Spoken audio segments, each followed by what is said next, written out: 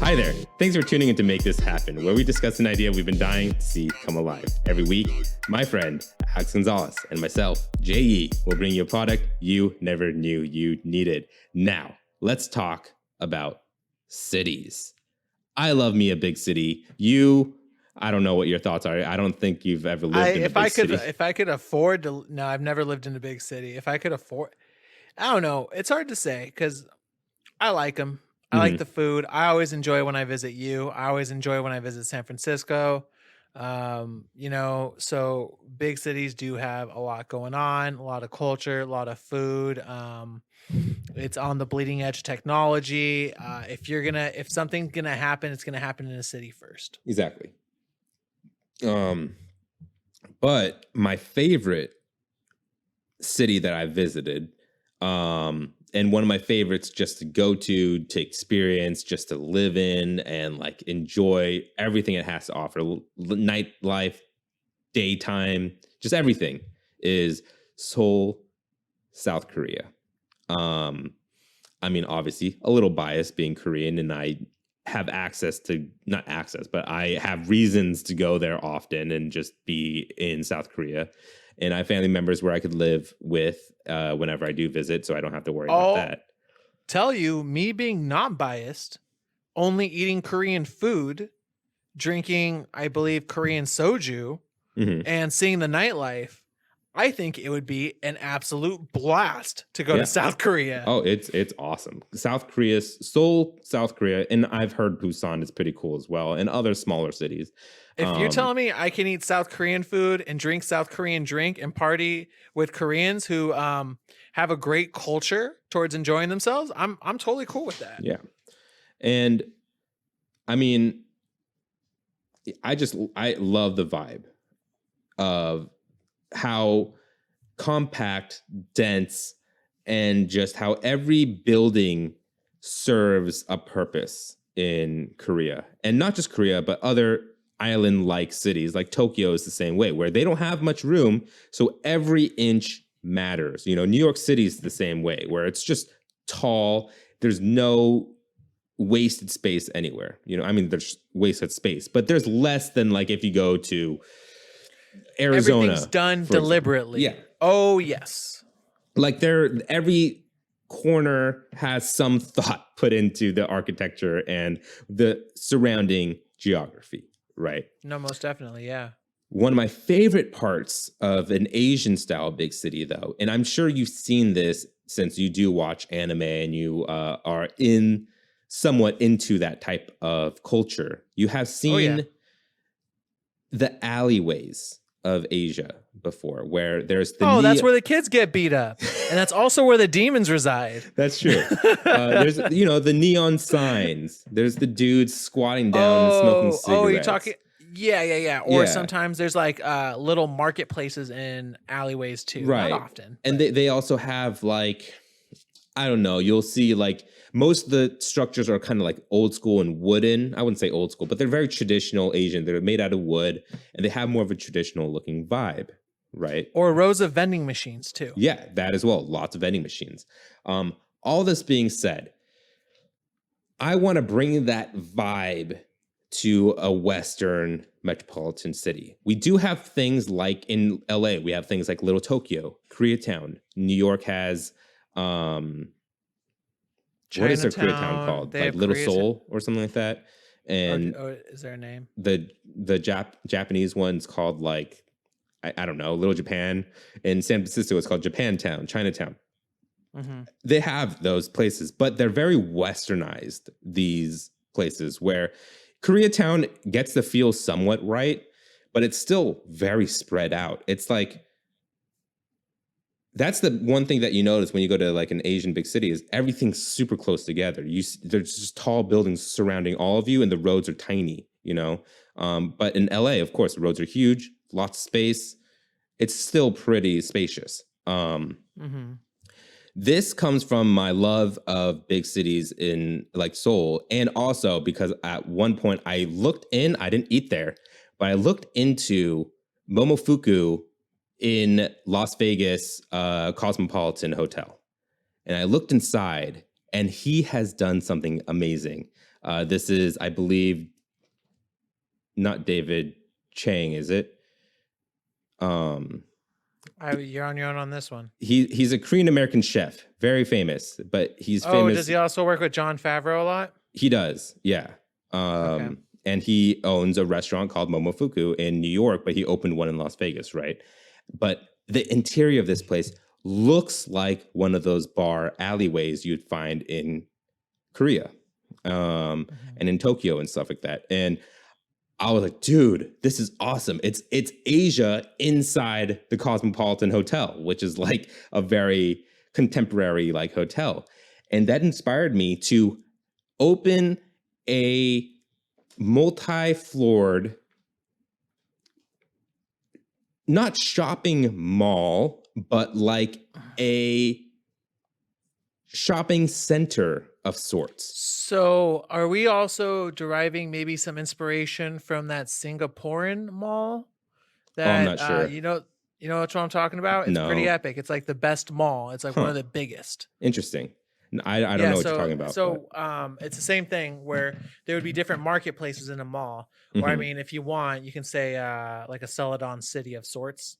And every level will have different stuff. But also, we got to make this, if we're making it in 2021, there has to be atriums, there has to be open air as well. Okay. You're jumping a little bit ahead. Let me explain the structure for you. So you walk up and it's an open floor. It's inside, but it feels outside. So you'll walk up to this building. So it is going to be one building sized in like downtown LA. So it's not like the biggest structure in the world. You walk in and there's going to be maybe like a little noodle soup shop on your left. And it has like the ramen bar stools that go around the chef. And then you could sit down and eat. And let's say across from that is a small like boba shop or like a tea shop or something. And then you go further up and then there's like a staircase that goes up to a second floor. And on the second floor, there's like a bar and then maybe like a Korean barbecue place. And then maybe a little bit of a patio that is open air and it is just in the open. And that's like the hangout zone. You could bring up your food there, eat, hang out, talk, and of course, smoke a cigarette. Because this is going to be very Asian-esque, and you have to have a smoking cigarette area. Maybe we'll have a smoking room like they do in Europe and in Tokyo nowadays. But then you'll go up another floor, and up there would be like a different style of bar. Maybe like this is like a beer bar, whereas the one downstairs is more of like a cocktail bar. And then there'll be like a karaoke bar. Cafes too. Yeah, a cafe. We need cafes. So I see this as maybe a 3 to 4 story structure and about 5 businesses, 6 businesses in there. Then how about this? Why don't we also have open air spots where it's in the middle of it? Or, you know, it'd be really cool. So the outside areas would be indoors and that'd be shops and stuff. And the middle portion would be an entire atrium going all the way up. So it's all open air, exposed with skylights coming in. And then there could be open air cafes. So all of a sudden, if we wanted to go, that's the place where, you know, you could, maybe not every single place, but maybe there would be a cafe that allows cigarettes. I've never partaken, but I know that they say that cigarettes and coffee is a great combo. So you can sit there. Is it true? You laugh. I mean, is it true? I don't know. It's not like they taste good together. It's just the feeling of getting caffeinated, but at the same time getting a little bit downer. Oh, just doing 2 drugs at once, I guess. Okay, yeah, that's exactly how it feels like. It's like crossing your drugs, but I thought maybe it was a vibe. I don't know. It's and then another place would be like a cafe that maybe specializes in sweets. Yeah, and then, definitely. Like a brick toast restaurant or something like that, you know, like brick toast and smoothies and stuff like that. And yeah, it's going to be a little bit more Asian-fied because that's kind of the feel we're going for. And I like that. So maybe what it is, I don't know if you exactly picture in my head. Or what would it be easier if now what I'm thinking now is it'd be easier probably if it was on the outside where it would be the atriums, right? Because that way it'd be closest to being outside. You just don't want people to fall. Well, so the thing is, there's not going to be like sides to this. So if you look at like downtown LA, it's like a building here, and then this is going to be the building in the middle, right? And it's going to look like it's split. Like it's going to look like you're walking into an alley, but really it's just a building that's split in half, and then there's a walkway in the middle, and then the second floor might have like a little patio, and then maybe the third floor it's in the back and it's more open and it's just going into the sky like that. I see what you're saying. So this is going to be a new age design where the different floors will be supporting each other, but will also be rearranged in such a way where maybe you'll have others designed to catch light, others not. This is cool, man, because I can even see another. You just put like a chain fence and you pull that down at the end and it covers the entire open space of it, and then maybe we'll have second protection because it's downtown LA. You don't know what's going to happen, so you'll have like 2 gates that close down at the end of the night, lock it, and you're cool. And the idea is one person, you and I, would own this building and then open technically like 5 or 6 different shops. We would be some hot shit if we owned this building in LA. Like, I don't want this to be like a leased thing where we're leasing to different restaurants. I want us to own and operate everything so then we could keep it unified. Like, I don't want one day the sweet shop isn't making enough money, so we close it and then like a random ass clothing boutique store opens there because that's who we lease it to. You know what I mean? I want this to be a unified. It doesn't have to be that way. So it doesn't have to. We can make it unified, but it would just be that we would be curating everything. Exactly. So it wouldn't be necessarily if it goes to the highest bidder. Everything would be done for the right reasons. So when you're applying to our building, you need to put in why you think the shop would be good, what floor you'd want to go on, and how to do it. Because if you don't, and you're just saying whatever place, we're not putting a JCPenney in this building. Yeah. You know, we're not putting a McDonald's in this building. No. That's not what this is for. So I understand what you're saying there.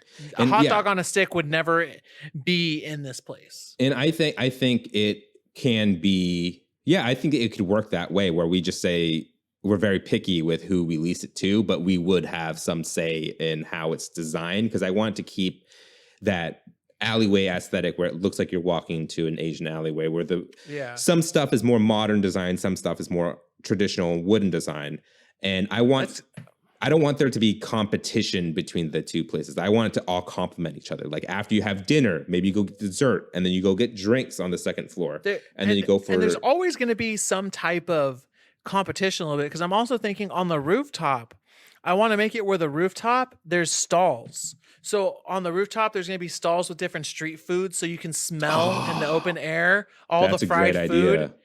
And then also have different, and I can imagine a bar, but a different kind of bar. So if you want a quiet aesthetic where there's a clean bartender, you're going to want to go to that side of the mall. But this one's going to be a little bit different. It's open air stuff. Yeah. So I could see like a beer garden on top with also a bunch of food stalls. And then, the cocktail that's more your bar forte. is like on the second floor or something like that. And then maybe, I don't think this would do well here in LA or just in the Western world. It's like a PC bong. Where it's like, I think here in the States, we would call them like a playroom where you just go in and then rent to play on a high-end PC. Oh, gaming cafes? No, that would do well. So what you would want to do is you would want to put a gaming cafe probably on the 8th or 9th floor, close to the top. Doesn't have to be right away, because they're going to want to take breaks and they're going to want to go smoke on the roof and eat the food. Yeah, I definitely, PC bongs are normally near the top of a Asian structure anyway. Like, usually you'll see it on the 3rd or 4th floor on a 3rd or 4th floor building. And I hate to step on you, but it is fairly familiar, because anyone who's gone to a university or a college has a PC cafe on their campus. Everyone's got one where it's just computers lined up and it's high-end gaming PCs that allow the residents to play games. Exactly. I know I did in Pentland. Yeah. And then we could also have like the cheap food that, like cup ramens and like microwavable foods and all that stuff. And that would be where I think also near the PC cafe you would also find the rows of vending machines. And also like maybe the cafe would be on that floor as well, like the regular cafe. That would be an interesting tenant to have, where it's someone who buys the space, but he just puts really cool vending machines in it, to serve people. And so it would be with the more full service vending machines that you see in the Asian countries more so, where there's more going on there. Yeah. And we could also have like even just a straight up arcade, or like a crane game arcade or something like that. Maybe just crane games sporadically throughout. How at that point it depends on how much you want to go, because that floor, I'm like, now to make it that floor complete, where there's the crane games, the vending machines, the game cafe, pachinko. I'm sorry, it's what I'm thinking. I'm like, you got to put pachinko in there for the adults, but I think it would be a really bad time where there's an adult who's like, all right, here's $20 for you and here's $20 for me if we meet at the vending machines on whoever runs out first. And then it goes from there. Yeah. But it's just going to be a multi-floored. Like I said, I am imagining more like 3 to 4 floors, but it could go. I was thinking like 8. Yeah. Right? It could get higher. It's not like there's just going to be one of these. I feel like, I think if one works and is successful, we'll open another one that's a little bit bigger, maybe one that's a little bit smaller. It depends on where the location is and what the feel of these would have is. to be. Yeah, these would have to be in downtown areas for Exactly. sure. Like I'm talking about, like you said, LA, and then I would say maybe I would then do San Francisco. That'll work. You